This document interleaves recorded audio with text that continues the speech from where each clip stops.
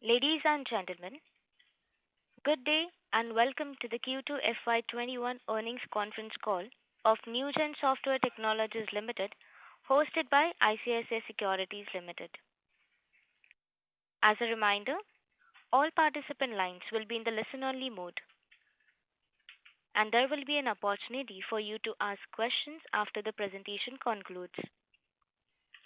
Should you need assistance during the conference call, please signal an operator by pressing star, then zero on a touch-tone phone. Please note that this conference is being recorded. I now hand the conference over to Ms. Dipti Mehra from Newgen Software Technologies Limited. Thank you, and over to you, ma'am. Good evening, everyone. I am Deepti Mehra Chugh, Head IR, Newgen Software Technologies Limited, and I welcome you all to the Q2 FY21 results of the company. I hope everyone on the call is keeping safe. Connecting with me today is our management, Mr. Diwakar Nigam, Mr. Varadarajan, Mr. Virendrajeet, and Mr. Arun Gupta. Before we move on to the discussion, let me highlight that this call may contain certain forward-looking statements concerning Newgen's business prospects and profitability, which are subject to a number of risks and uncertainties, and actual results can materially vary. Past performance may not be indicative of future performance. The company does not undertake to make any announcement in case these forward-looking statements become materially incorrect in future, or they change from time to time. For further details, you may please refer to the IR section of our website. I would now hand over to Mr. Nigam for the presentation of results. Good evening, everyone, and thank you for joining us at our Q2 FY21 post-results conference call. We closed Q2 with a strong performance and demand uptick from both existing and new customers. We remain deeply entrenched in our existing customers and are adding more solutions for them, expanding the digital capabilities and making them viable today as well as future ready. All executions, including integrations with their enterprises, were accomplished remotely. The feedback from our customers have been extremely positive and motivating. Increased usage at existing customers will lead to increase in license revenue and subsequent ATS AMC revenues in coming quarters. In the next phase of new normal, working remotely has become a global mandate for enterprises. Enterprises are now accelerating their digital transformation initiative to create an integrated environment for working from anywhere.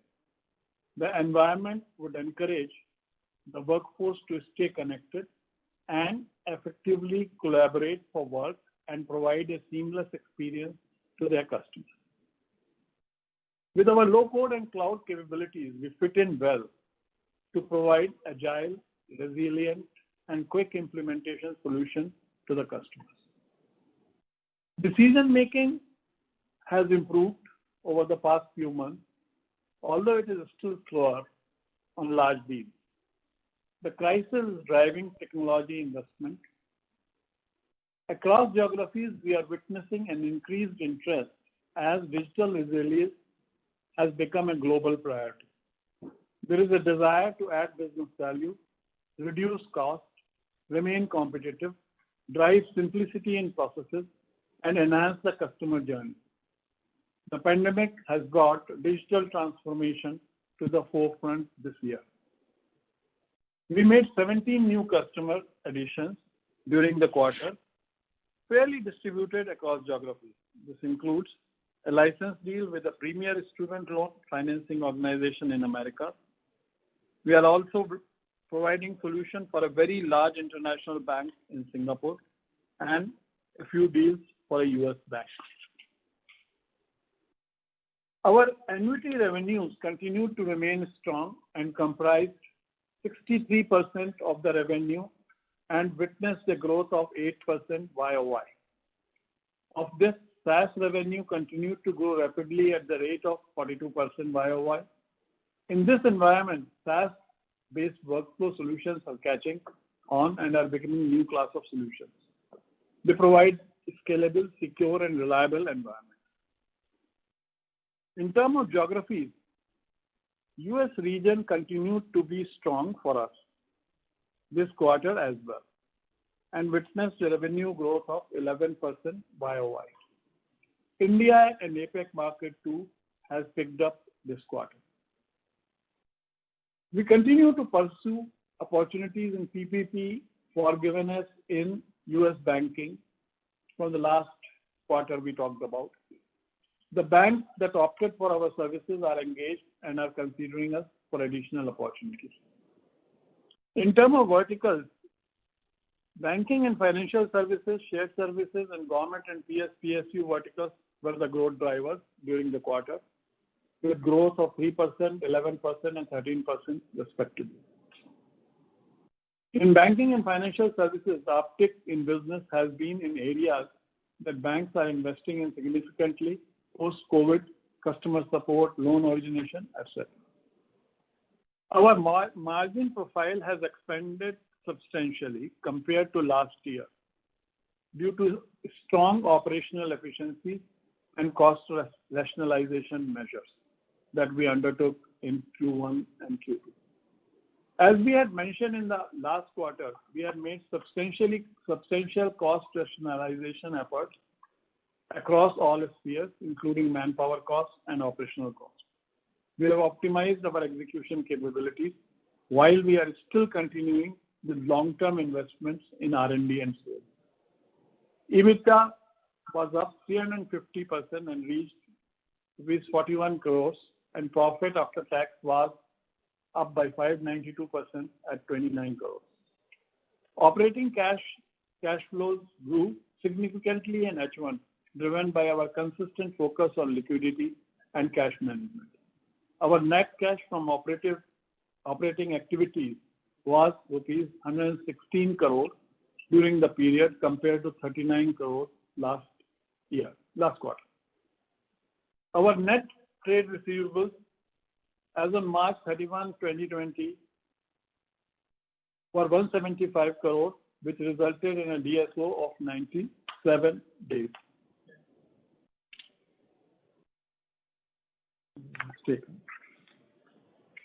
In the current era, low-code platforms are helping businesses to rapidly build relevant applications and are becoming an emerging trend. With the structural shift in the industry towards low-code development and cloud adoption, we are happy to be part of the journey. I'm extremely happy to share that we featured for the first time in Gartner's Magic Quadrant for Enterprise Low-Code Application Platform. Gartner estimates that by 2023, over 50% of medium to large enterprises would have adopted a low-code as one of their strategic application platforms. This would significantly expand the overall market size for our products and solutions. Our partnership strategy with GSI is gaining ground. Our ECM, BPM, CCM combined platform is becoming very attractive from cost as well as quick implementation point of view. Our case pipeline with GSI partners is good and growing continuously in all geographies. Going forward, we see possibilities of accelerated growth in acquisition of new logos, both directly as well as through partners. We continue to invest in partner sales, support, and enablement to facilitate our partners' relationship further. Looking ahead, we continue to see strong traction in our business across geographies. Growth is accelerating as economies across the world are opening up gradually, and clients are focusing on technology to help overcome impediments. We expect strong acceleration in demand and adoption of digital solutions across all verticals and regions in the medium and long term. New logo acquisitions are picking up as decision-making is accelerating. For the remaining part of the year, we expect to return to better growth momentum. Seeing growth potential in coming times, we intend to increase our efforts in R&D and product development. We are going ahead with investment in this direction. We see a scope of further investment in this area without compromising our margin. Our employees are our biggest strength and have displayed immense dedication during this phase. We continue with our caring and proactive approach towards the safety of our employees and their families. Keeping in mind the business recovery and long-term growth, we are announcing salary revisions for our major workforce. Superior customer experience, differentiated value proposition, and operational resilience remain our key strategies, helping us sustain our growth and profitability. We are now open for Q&A. Thank you very much. We will now begin the question and answer session. Anyone who wishes to ask a question, you may press star and one on the touchtone telephone. If you wish to remove yourself from the question queue, you may press star and two. Participants are requested to use hands while asking a question.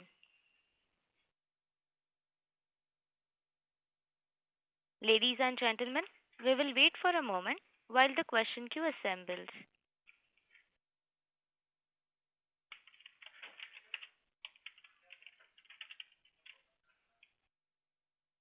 The first question is from the line of Mr. Hardik Sanghani from ICICI Securities. Please go ahead. Hi, thank you for the time. So, just a couple of questions. So, just wanted to know in this quarter, how much would our revenues be coming from the COVID-19 related projects, which would be PPP or loan forgiveness? Secondly, wanted to check, has the normalcy returned in kind of the spend which we are looking for? And growth from what would be the what do we plan for the growth in the from new clients in this coming year? And just wanted your comments on the SI related deals and pipeline. How do we see it going forward? Thanks, Hardik. Hardik, this is Jeet here. Yeah, this quarter, like Q1, we had a lot of cases which we won in US with around PPP initiative and the forgiveness initiative, which are typically banks. The whole idea was that would be as entry point for us, and going further, we should be able to build deals. So I think there are good, healthy deals progressing in all those cases. Though any what you call COVID-related revenue, we have almost nil or insignificant revenue this quarter. This quarter is all normal business related revenue. So I would say on that front, this quarter has been more normal than the previous quarter. Even saying on previous quarter, the COVID-related revenue was a very small part. I think the overall revenue was less than $1 million or $1.2 million revenue. So this quarter is more normal. So that is about the COVID. From normalcy of business, we have seen that as you look at, we have been able to win new deals across all geos. So the decision making is started, but it is not still at the same speed as last year. Though we were able to achieve 17 new logos this quarter, we would have expected on a normal quarter to these to be more like 25 to 30 logos. So I would say that's still slightly slow. But Q3, Q4, we are feeling that the momentum on the market is picking up. Decision making is speeding up, and people are getting more equipped to finding more digital solutions to normalize their businesses. So the whole traction around cloud and digital is growing. And we are very well placed in this whole low-code space and digital space to really leverage it. I think over the next 2 quarters, we see still the better deal flow momentum. On the growth from new clients, I told you, I think new business was good this year. I think it was almost similar to the new logo business we did last year at the same time. So it is normalized, but still, much more is desired over the next 2 quarters. The SI initiatives are going well. I think our funnel out there has become much better. Though I don't think we have any major convergence this quarter, but over the next 2 quarters, again, we are looking at some significant convergence coming on the SI ecosystem. Our funnel in the US is becoming better. Also, the funnel has started growing in both Europe as well as in Australia. I hope that answers your question, Hardik. Yeah, just one last question. So relating the SID, like how is it progressing? Sorry, could you repeat? I couldn't get what it is. The system integrator related deal, which we are planning to expand in our portfolio.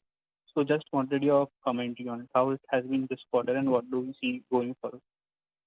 So I think right now system integrators, so we are talking about two things. We have already partner-driven revenue, which is roughly around 20% of our revenue, which are various different kind of partners.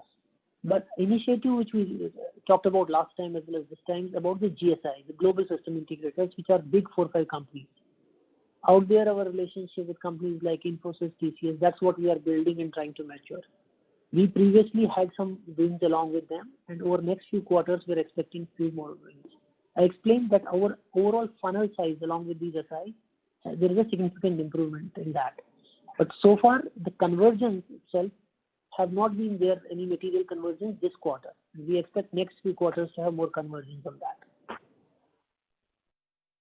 And sorry, just to put in one last question.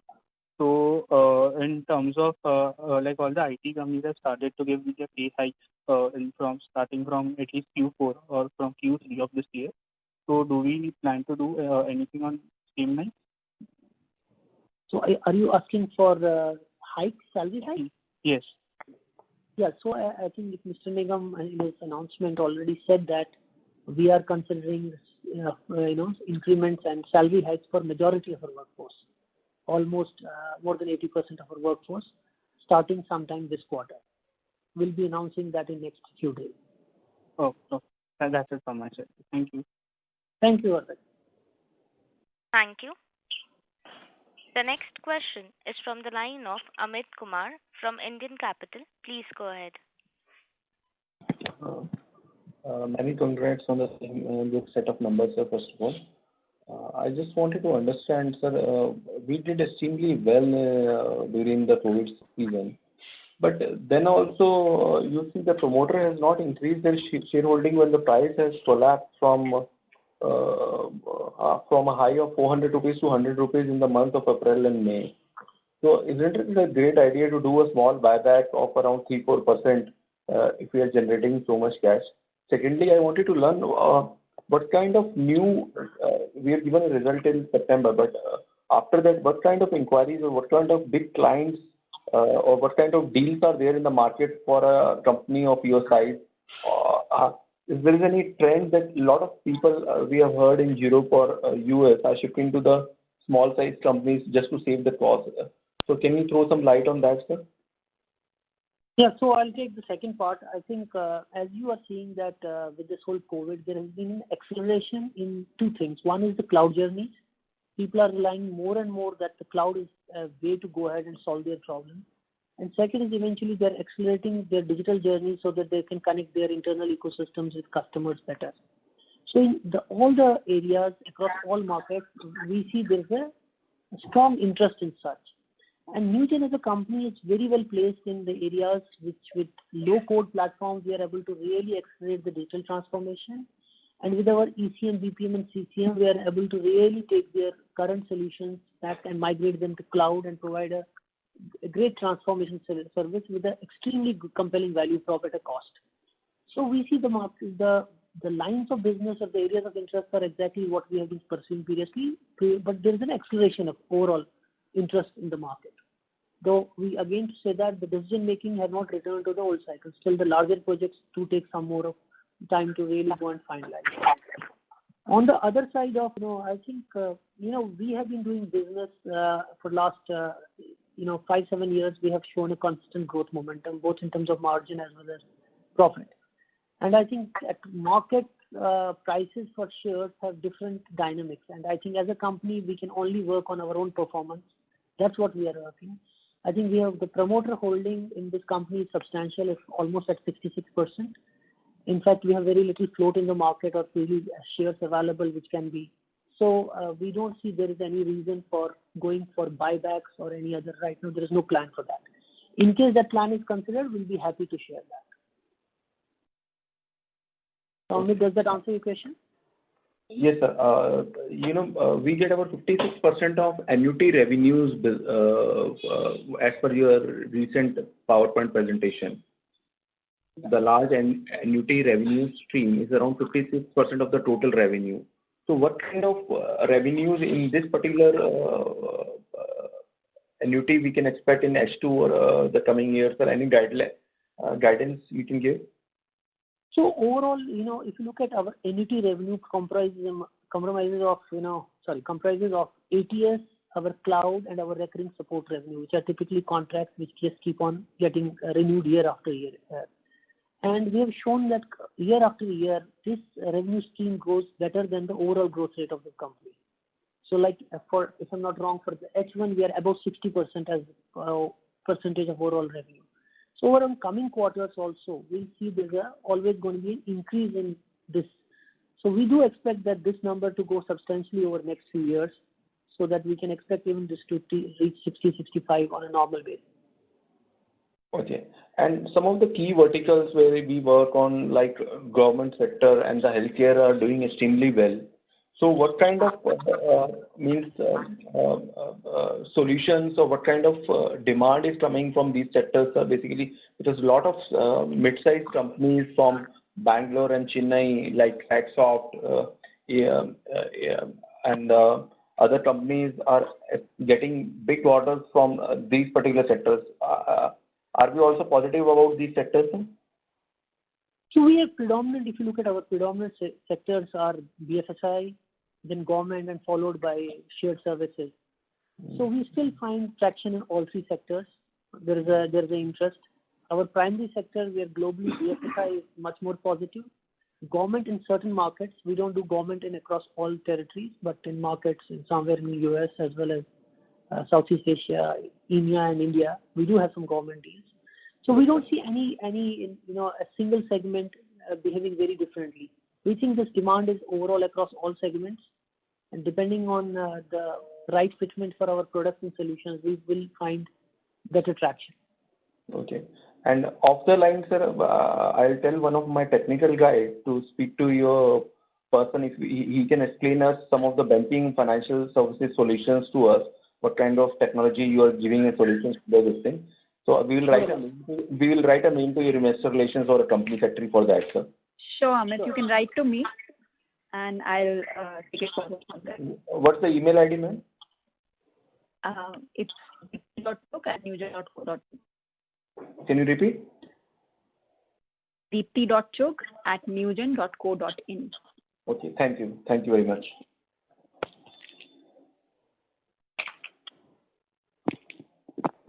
Thank you. The next question is from the line of Nagraj Chandrasekhar from Laburnum Capital. Please go ahead. Hello. Hi, Nagraj. How are you? I'm good. Mr. Chandrasekhar, I'm sorry, but your voice is breaking, sir. Can you please check? Hello, am I? No? It's still not audible. Hello, am I audible now? Yes, but it is still. You can disconnect the line and you can rejoin back, sir, because we are unable to hear you properly.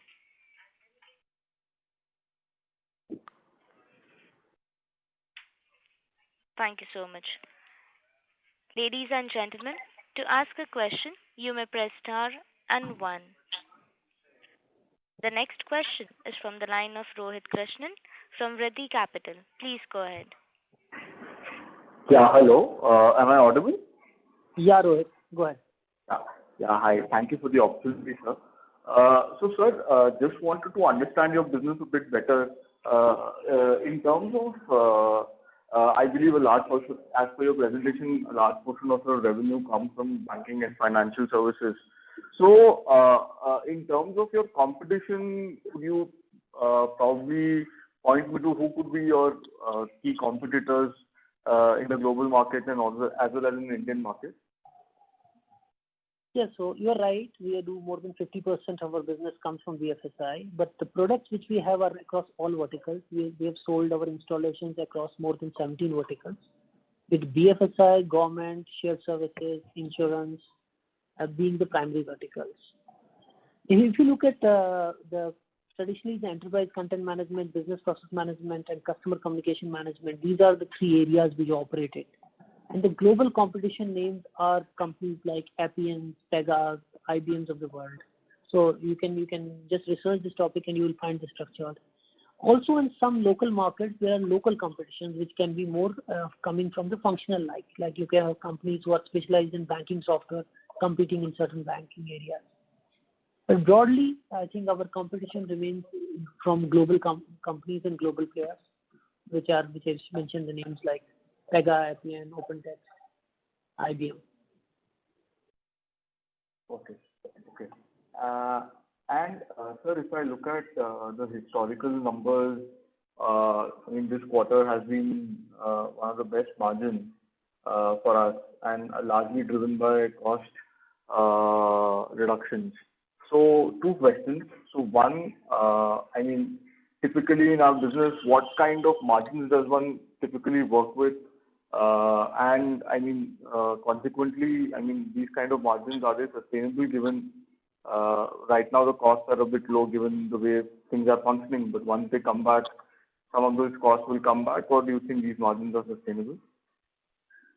See, if you understand our business, this business has overall a very large gross margins because we are still into a license and a cloud-based license business. The majority part of the revenue, which has no direct costs associated with that. So as a result, since these previous quarters, we had some optimization on costs on various trends, and also some inability to spend cost on international travel or marketing expenses. So there was an expansion of margins in terms of the results system. I think going forward, we are looking at two things. We are looking at quarters becoming better on growth. We do expect some cost to go on the front, improve on the front of manpower, as well as when the international travel restores, the cost will go up. But still significantly we'll be able to deliver healthy margins. They may not be at the same level as this quarter, but they will be substantially better than previous years. Got it. And I believe at the time of our listing, a large part of our growth story was from, I mean, expected growth was expected to come from advanced market like US. So I think we now derive revenue of almost 1/4 or close to 1/3 from US. So in terms of future growth, do you think the pie from geographies like US and Europe, those that will contribute the largest share of revenue, like around 75-80%, or both India and other geographies like in Asia will still be like very dominant? See, you are absolutely right. What happens as our larger growth over next few years will come from more mature markets. That's also where investments are going in terms of our US operations, our Australia operations, our Europe operations. But in immediate quarters, I think all the markets are showing positive signs of growth. So we'll continue to grow. But as we grow as a company and become a larger company, the overall availability of market size, which is in mature markets, will start reflecting also in our numbers. So over a slightly larger horizon, it will almost shift to the availability of market size, which is predominantly US, Europe are the larger markets. Right. And so just longer term, just taking from there, I mean, what kind of growth rates are you broadly looking at? I mean, in terms, not just in FY21, I'm asking. Let's say 3-4 years out, what is our aspiration in terms of revenue growth rate? Right now, we're about 660 crores of revenue. Like, do you want to double this? Or broad aspirations if you can share over the next 3-4 years? We have shown a continued performance of around 20% growth rate over last many years. I think organically we have been able to do that, and with our push in mature market and the GSI initiatives, we are expected that we can even push it up higher. Because for our business, the availability of market is not there, so it's not a challenge. So we think the addressable market, especially with the low-code initiative and the interest in digital, we think the growth in overall available market is going to be high. So we do expect that we can even push it up than our traditional growth rates. Got it. Fine, sir. If I have more questions, I'll come back. Thank you very much. Sure. Thank you very much. Thank you. The next question is from the line of Nitin Sachlecha from an individual investor. Please go ahead. Hi, thanks for the opportunity. I have two questions. One is on the revenue growth, which was partly answered before, but I just have an extension to that question.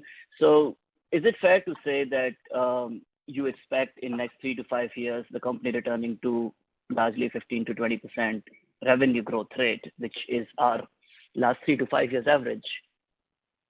And my second question on the revenue is, do you actually calculate the net recurring revenue number in terms of percentage for both your cloud as well as your annuity business?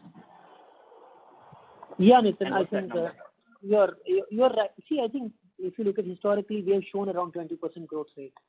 I think we find no reason why we can't even push it up over next coming years. So we are looking at, for all product companies, they do expect much higher growth rates, or at least for a series of number of years. So we are all working on that momentum, and as the market is opening up, we think we can come very fast over traditional growth rates and even exceed that.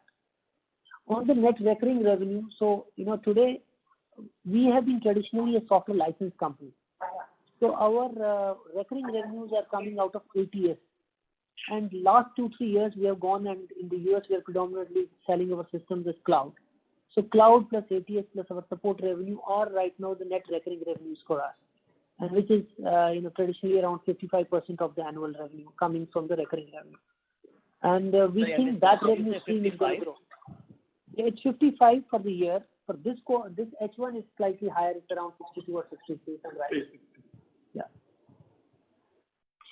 Okay, got it. Thank you. That helps. And just one more question, and that's again partly it was addressed by earlier participant, but it's mostly on the competition. So can you tell us what's your total addressable market?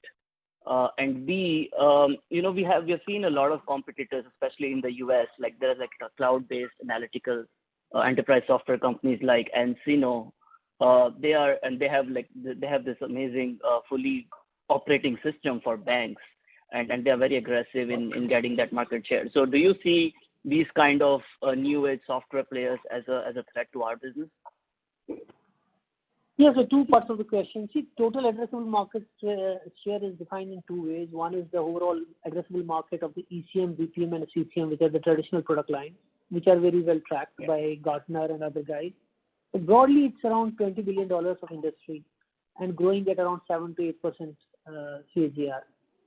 But the low-code initiative, which has been the recent take on all the digital companies, I think that has expanded the market size to a much larger. I don't think we can quantify right now as numbers, but some reports can suggest it as big as $60 to $200 billion additional market.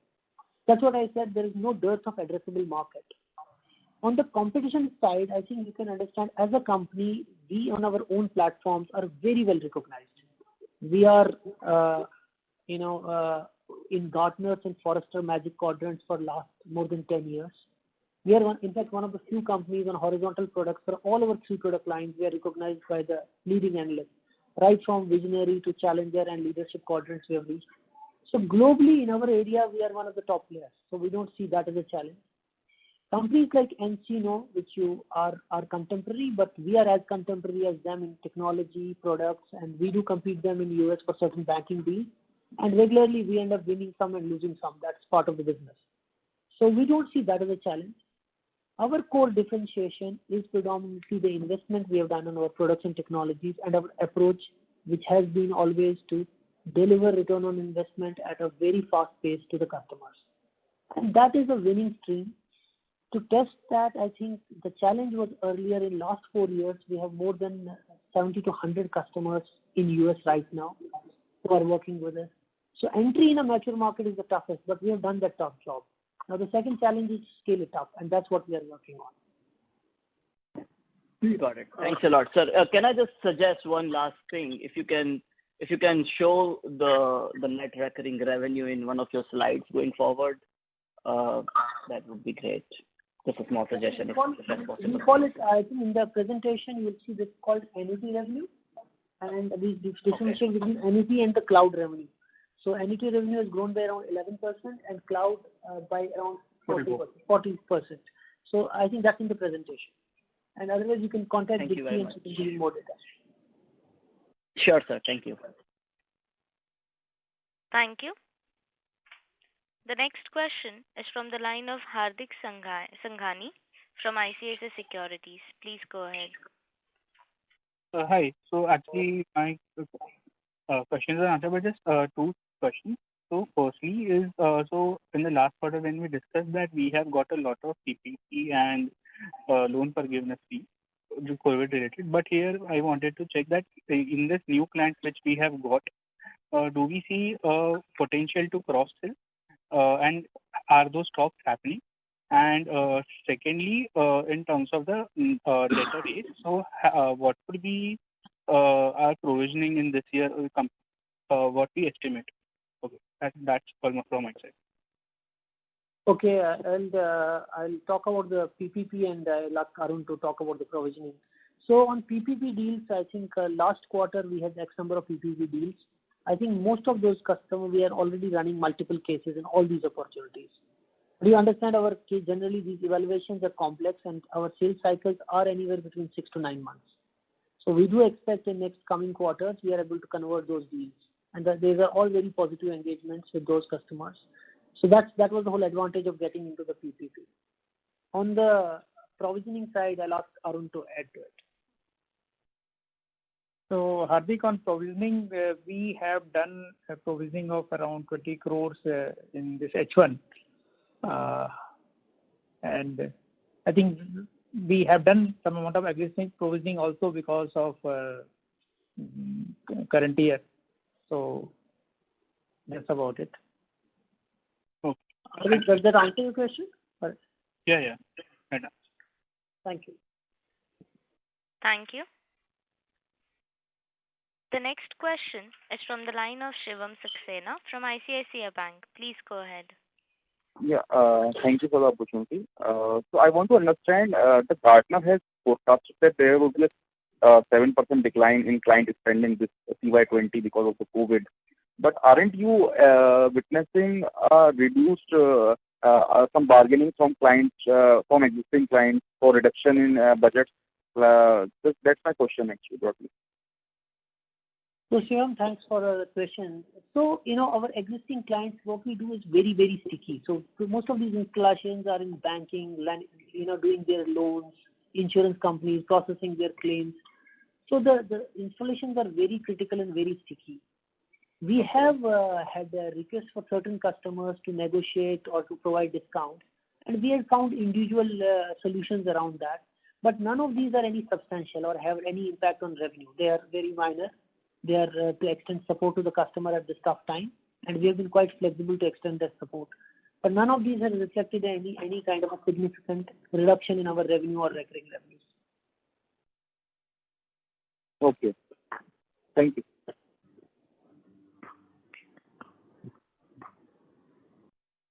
Thank you.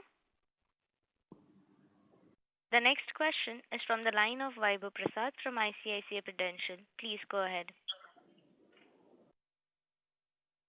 Yeah, hi. Just wanted to know our DSO has improved this quarter. So what has happened and Vaibhav, sorry, I can't hear you. Can you come close to the mic? Yeah, can you hear me? Yeah, it's slightly better, yeah. Yeah, just wanted to understand your DSO has improved. Sorry to interrupt, Mr. Vaibhav Prasad, but your audio is very low. Can you increase the volume of your phone? Yeah, can you hear me? Yes. Go ahead. Okay, sorry. Yeah, so I wanted to understand that your DSO has improved this quarter. So what is the outlook going forward and what is driving this improvement in this quarter? So I think nothing. If you look at historically, our DSO in the second quarter is the lowest in the year.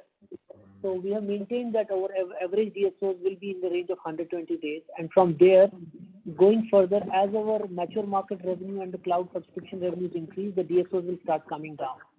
So on a long term, we have a target, say in a target of 3 years, we have a target of reaching 90 days. But right now, we are very well in that range. And we over few next quarters, it will vary a bit. Generally, it's the lowest at the end of the Q2 and highest at the end of Q4. So I think there's kind of a natural change in that. But as you're rightly seeing, I think we have traveled a long way over last 8 quarters, really reduce it to this number from a very, very high number. And it's better discipline on collections, better discipline on, incentivizing collections on time and all those follow-ups. So 90 days is on gross or net? That target. Our long-term Net. target is on that net level. Yeah. Okay. And what is the outlook on Indian banking sector and the government and PSU? Because last few years this has been a little challenging. What is happening post-COVID, everything is opening up slowly. There is a renewed interest across all segments, all sectors, all places. In India, we have faced challenges because of a lot of challenges in the marketplace, and I think everybody knows that. I don't need to repeat that. Right now, I think we have a huge interest coming from our existing clients in India. A lot of big banks who are our customers, we are looking at really launching a lot of digital initiatives, and we are finding strong interest. Also, there is interest from some new logos at that. So overall, we are very positive also about India business this year. But having said that, I think our long-term future and growth will come from mature markets, and that's what we look forward, and that's where we are investing. Okay. And of the 17 logos, how many would be from US this quarter?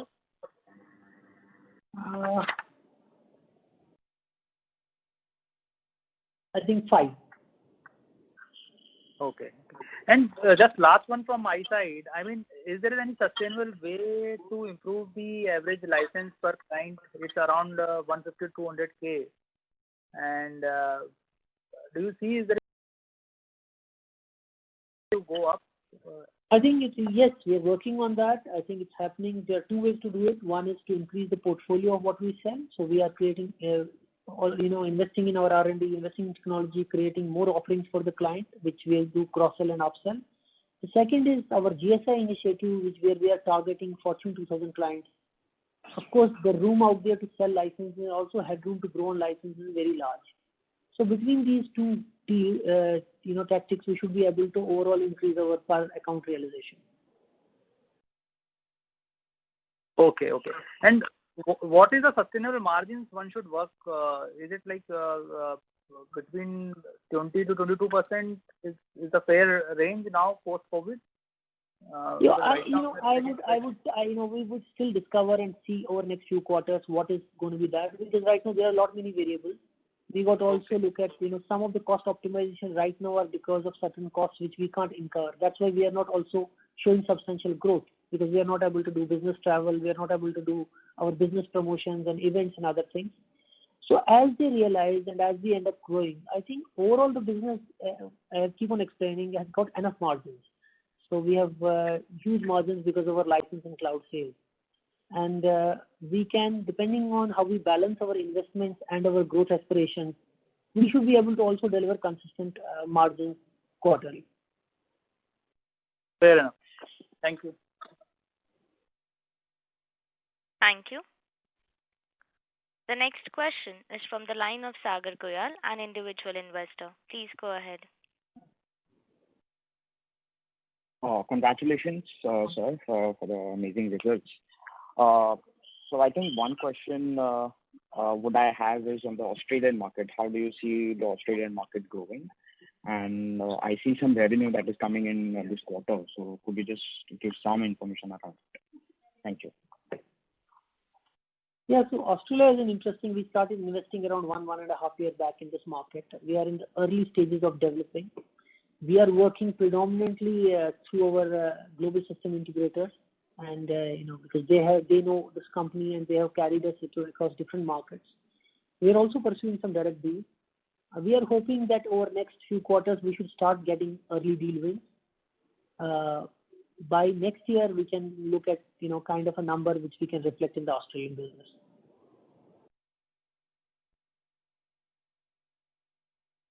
Yeah. So another question that I have is, I don't know if it's been answered earlier, but could you just throw some light on how does the company look for improving the ARPU from each customer? So do you see some ARPU going up this post-COVID or during the COVID period?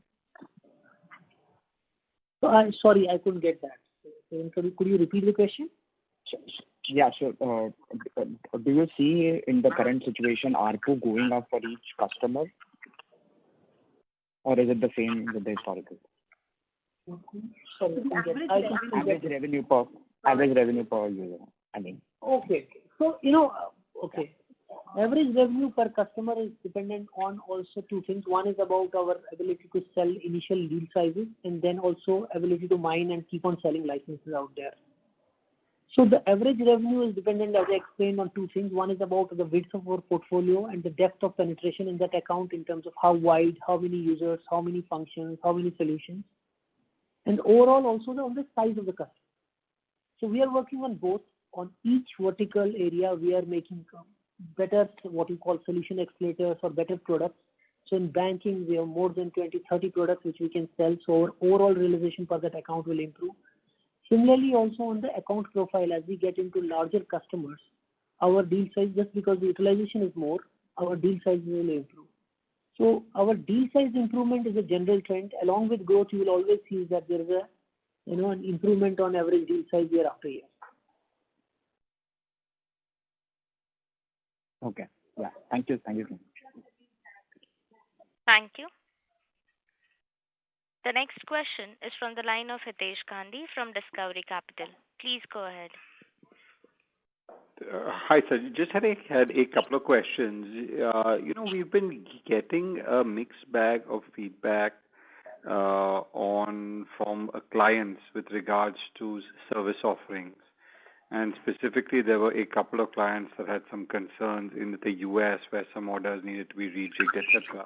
Could you share a little bit of your own insights on how your customer feedback is with regards to growth in the US? Because obviously, we've got some pretty large, heavy competitors out there. So just wanted to understand our ability to actually win in the US market. So, Hitesh, customer feedback is a very different exercise. We do it globally, or we have a third party who does that. And I think overall, year after year, we are progressing. In fact, our feedback from US market are pretty good out there. On a scope of competition and our win rates out there, we have been winning deals. Over the last 4 or 5 years, we have been winning deals. Of course, our aspiration is to accelerate that deal win ratios to a much larger number, and that's where we are investing. And our funnels are looking positive.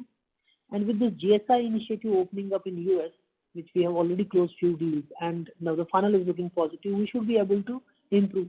We don't see competition as a major concern for our growth, because in competition, we have handled all kind of competition, and our value prop to our customers, we are able to articulate and very well defend out there. We are one of the few players who goes with a great combination of platform play as well as vertical depth in the solution accelerator. Because we have done substantial investments both on the vertical side and on the horizontal platform. So customer with both these advantages, he's able to get a substantial ROI on that. So that's not a challenge. It's able to really get and accelerate the whole process of selling, get a series of, US is a large territory, so we have to really expand and invest. So we are looking at now next stage and giving it a big push. Over next few years, I think we should be able to accelerate our sales in US to a much larger number.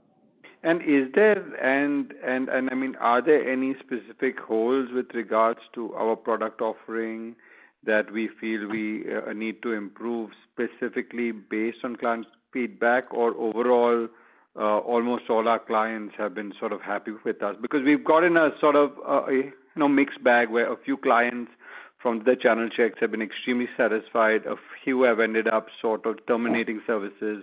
So just wanted to understand where the kind of main kind of concerns lie with the clients that haven't been happy. See, on the feedback side, in terms of, if you look at when we draw our investments on product and portfolio roadmap, there are many feedback areas. One of the feedback is also the customer feedback or the client feedback, because they are going to evolve the product. But I think the more our feedback is rather from the holes, it's more on the opportunity side. Where is the technology going? Which are the areas we should invest in? And of course, there will be some pain areas. Like in US, there is always about the areas around interface or product marketing are a big challenge area. So we are investing in that. I think some of the areas we have already communicated that we are going to invest more heavily in our R&D to fix some of those areas. But I think our major investment is still going to be in opportunity areas. In terms of terminations, I think we have substantially as a company, we are very, very sticky customers. I think if you look at our history of customers, the customers who we onboarded 20 years back are still going and working with us. And this is true across all geos and major accounts. In mid-cap areas on smaller accounts, there may be some churn, and the churns are various things. So there's a churn because of change in priority of a customer. There's a churn. Sometimes there are also churn in terms of disputes, in terms of our ability to meet all the customer expectations. But we don't see those as concerns. Right. Those are still at a rate which are negligible and are similar to other markets for us. Correct. So if we were to look at churn rates, how high would that be, especially for our annuity kind of products which we have? So we have, Vitti can give you more data, but customers who are above like 50 lakhs for us, for 1 crore, we have almost 97-98% retention rate. Got it. Okay, understood. Thanks. And that's all from me. All the best. Thank you. Thank you. The next question is from the line of Jitendra Chawla, an individual investor. Please go ahead. Hello, sir. A couple of questions. The first one is regarding the cost and margins. Your release mentioned some rationalization efforts, and we noticed there's a huge drop in the employee cost. So I just want to understand how much of that is sustainable over the coming quarters, because you also mentioned some salary revisions are going to happen now. And usually in the second half, because of operating leverage, your margins are usually higher. So I want to understand whether the expansion will be similar, or some of it will be sustaining, or it is temporary. Secondly, earlier in one of the calls, you had mentioned about challenges in the domestic market, where some banks were going through mergers, and hence the process of account acquisition had kind of got hampered. So is it back to normalcy? How's the domestic market moving? Yeah, so on the margin side, as you're rightly pointing out, there has been some amount of optimization both on the employee benefit cost, but I think there's also major optimization happening on behalf of our rationalization of travel costs and our direct marketing costs of events and other things. So if you look at Q3 and Q4 generally are our larger revenue quarters, and we do see no reason why we can't repeat that this year also. They will be larger. And with some amount of rationalization of rollback of our cost on manpower and giving increments, we should still be able to deliver very healthy margins over Q3 and Q4. So we don't see that as a challenge. We may not have as a percentage of margin, we may not reach at the same percentage, but over generally around what we have been delivering previously will be far better than that. So there's going to be still margins, in next 2 quarters. On the commentary of India, go ahead. Will that be an improvement over previous years, or you're talking about improvement over the current months as such? Improvement over previous years. Okay. Yeah. And the second question, sir, domestic market? To domestic market, I think we faced last 2-3 years, we faced challenges both. One is about NBFC disruption, because a lot of new logo acquisition was happening in NBFC. And a lot of cases were lost because of merger exercises of banks. I think that has stabilized now. Of course, new banks are not got created, so not of new logos, but I think in each of those banks, we are creating more opportunities. So now that these banks have merged and stabilized, they still need licenses for their merged entities. They are evaluating new products and solutions.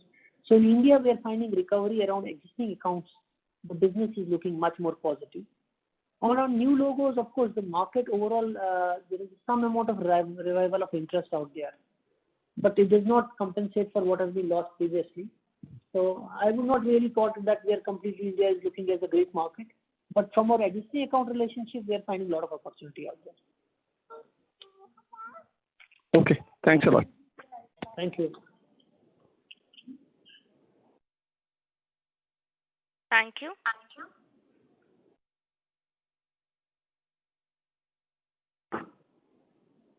This will be the last question from Salabh Agarwal from Snowball Capital. Please go ahead. Good evening, everyone. Hello, am I audible?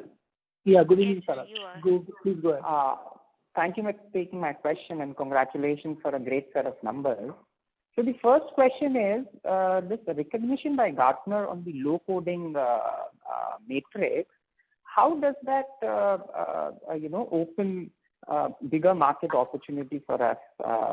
Do we get to enter into some new products or new areas where we were not present earlier because of this recognition? If you can, give some details around that, that would be helpful. Yeah. So the issue is what happens is basically low code is right now a very strong interest for all the digital initiatives across all customers. As Gartner predicts, 50% of the organizations, middle and larger, would have low code initiatives running around. And these initiatives are also in parallel with their digital initiatives. The low code is a mechanism by which you solve your digital problems. Our being recognized in Gartner quadrant opens up those opportunities for us. So otherwise also we would have competed in such opportunities, but initially you have to handle objection because customers could say that you should feature in the Gartner Magic Quadrant to be considered for evaluation. So that it does open significant market for us to be competing in that market. So basically the products that we had, we were already using the low code applications in BPM, ECM and CCM products, right? See, what happens, the products don't change overnight. It is whether your product can be positioned and evaluated for such needs. So we have worked with Gartner, we have got our products evaluated across hundreds of points. We have done thorough evaluations and found our products and solutions fit to be competing in this category of low code. So organizations, when they are looking at low code platforms to solve their digital problems, can also consider Newgen as one of the alternates. And that's all what you want from these global recognitions. Rest anyway, you have to compete for your own business. Sure. So the other thing that we noticed was, though we have been consistently being recognized for ECM products, the BPM, that consistency seems to be missing. Any reasons or anything that we are missing in terms of when we are looking at the analyst report? No, I think, it's a very good observation, but if you track the BPM area, if you look at, there is no single BPM quadrant. It has been always, the analysts out there have been making a lot of switches. So it moved from BPM to IBPS, which is called Intelligent BPM suits. It has now started shifting into a, content-centric BPM and non-content-centric BPM. Now, lately it has got into no-code, low-code, and also student development areas. So the whole technology space is getting rapidly changed. So what is happening is each time when they struck this technology, they rebrand it. Then you have to get into a new kind of a quadrant. So low code is also very much allied to our BPM suite.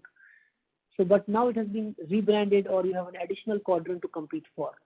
So BPM is, ECM has been a very stable, kind of a terminology and a business segment, which has been very well tracked. While BPM, there is a lot of overlap between a lot of other technology players. So they keep on redefining and repushing it. That's the reason you will not find consistency out there. Okay. And one thing more related to that, like if we check, we've been featured in Gartner and Forrester, but if you look at Ovum or some other analysts, there we seem to be missing. So any comment from your side? Nothing. I think, broadly, globally, Gartner and Forrester are the two names I need broadly. Apart from when it comes to verticals, and there are cornerstones of the world and other reports.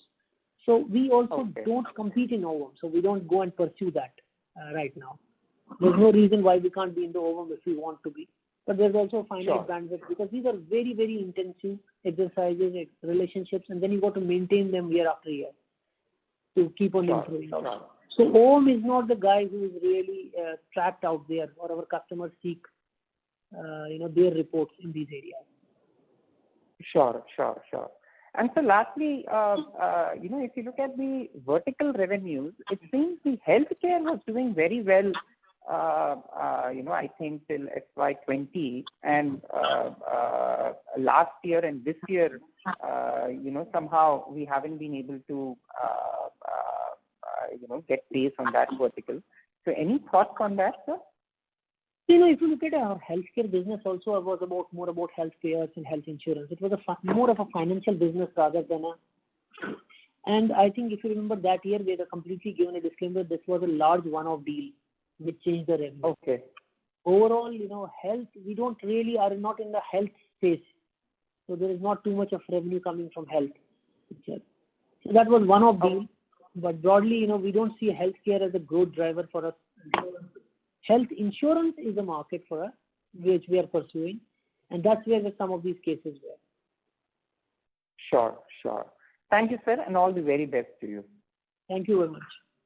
Thank you.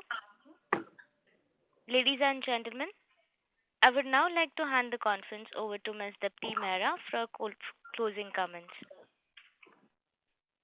Thank you so much for joining us on the call. For any further questions, you can contact me or can go to our website. Thank you. Thank you. On behalf of ICICI Securities, that concludes this conference. Thank you for joining us, and you may now disconnect your lines.